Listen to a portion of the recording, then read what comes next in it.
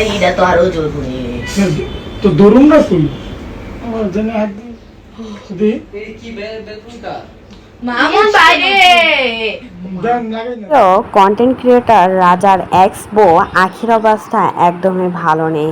আশা করে গাড়ি চালাতে গিয়ে গাড়ির সাথে ধাক্কা খেয়ে একদমই অবস্থা শেষ হয়ে গেছে আখির। দেখেই বোঝা যাচ্ছে কতটা ব্যথা পেয়েছে আখি। বেশ কিছুদিন আগে মিথিলার সাথে ঝগড়া হয়েছিল, আর তখন থেকেই জানা গিয়েছিল আখি নাকি প্রতিনিয়ত বাসায় বসেই নেশা করে। আর এটা দেখার পর এখন তো সত্যি সত্যি বিশ্বাস করতে শুরু করেছে সবাই।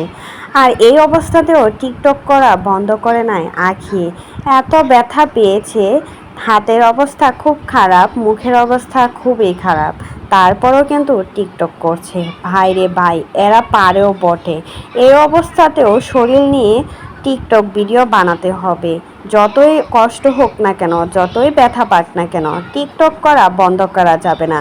কিছু কিছু কন্টেন্ট ক্রিয়েটার আছে যারা কিনা এমনই করে বেড়ায় সব সময়। নিজেরা ভালো থাকুক আর না থাকুক, কিন্তু জনগণকে দেখায় তারা খুবই ভালো আছে।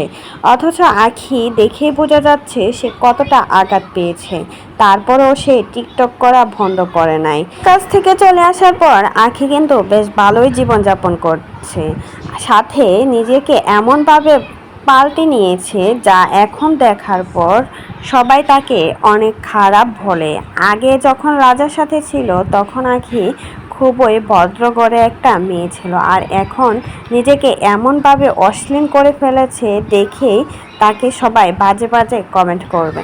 আর কমেন্ট করবেই না কেন, যেরকম পরিস্থিতিতে সে ভিডিও বানায় তা দেখেই জনগণের বকা দিতে ইচ্ছে করে। দিন দিন যেন উন্নতি হচ্ছে আখি।